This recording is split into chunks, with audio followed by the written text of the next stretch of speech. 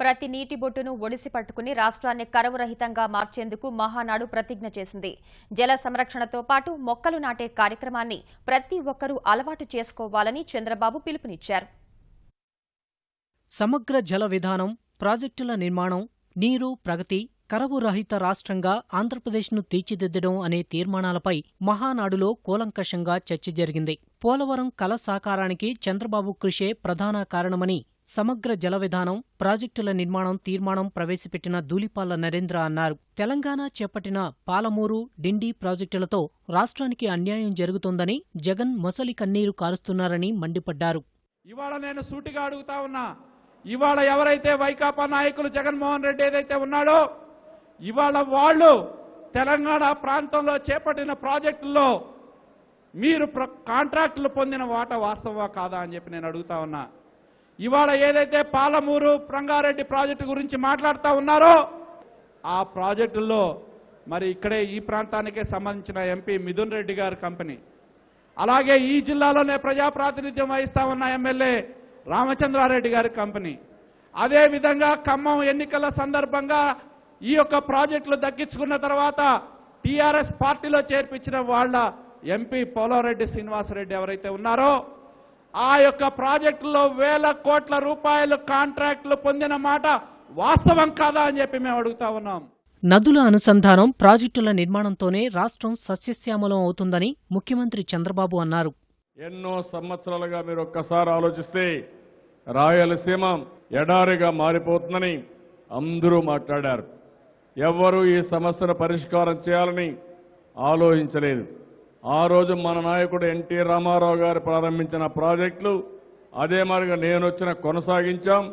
మళ్ళీ ఆ ప్రాజెక్టుని పూర్తి చేసే బాధ్యత నేనే తీసుకున్నానని చెప్పి కూడా నేను మీకు తెలియజేస్తున్నా. అన్ని ప్రాజెక్టులు పూర్తి చేస్తున్నాం. 14,000 కోట్ల రూపాయలు ఖర్చు పెట్టాం.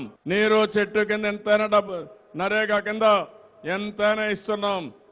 10 లక్షల ఫామ్ పాండ్స్ తవ్వాలని ఒక టార్గెట్ పెట్టుకున్నాం. ఇప్పటికే ఒక 200 లక్షలైనాయి. ఈ రోజు ఇక్కడి నుంచి పోతానే మీరు పని ప్రారంభించాలి. ఫామ్ పాండ్స్ రావాలి. ఒక్కొక్కసారి కొన్ని పొలాలు రాకపోతే మెట్టపైలు రేపేస్తే వర్షం లేకుండా ఎండిపోతే ప్రమాదం వస్తుంది. అక్కడ కానీ ఒక ఫామ్ పాండ్ ఉంటే నేరుగా నీళ్లు అక్కడ తీసేపోయి ఆ ఫామ్ పాండ్లో పెట్టి మెషిన్ గన్, రైన్ గన్ ద్వారా ఒక తడి కానీ 2 తడిగా నీళ్లు ఇచ్చి పంట కాపాడతాం. జూన్ నెలంతా కూడా మీరు ఈ పని చేయాల.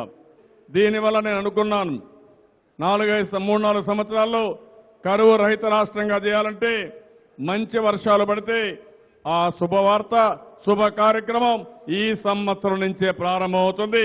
ఇది ఒక చరిత్ర అని చెప్పి కూడా నేను మీకు తెలియజేస్తున్నా. నీరు, ప్రగతి, కరువు రహిత రాష్ట్రంగా ఆంధ్రప్రదేశ్ను తీర్చిదిద్దడం అనే అంశంపై అనంతపురం జిల్లా తెలుగుదేశం అధ్యక్షుడు పార్థసారథి తీర్మానం ప్రవేశపెట్టారు. మొక్కలు నాటాల్సిన ఆవశ్యకతను చంద్రబాబు వివరించి చెప్పారు. మీలో చెట్టు నాటేది ఒక కార్యక్రమం కింద తయారు కావాలి. మనందరికీ ఒక సాంప్రదాయం కింద మారాలి. మంచి కార్యక్రమం వస్తే పెట్టాలి.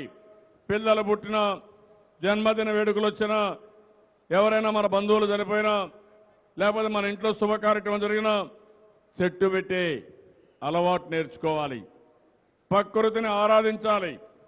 ఆ విధంగా ముందుకు పోగలిగితే మనకి ఇబ్బందులు ఉండవు.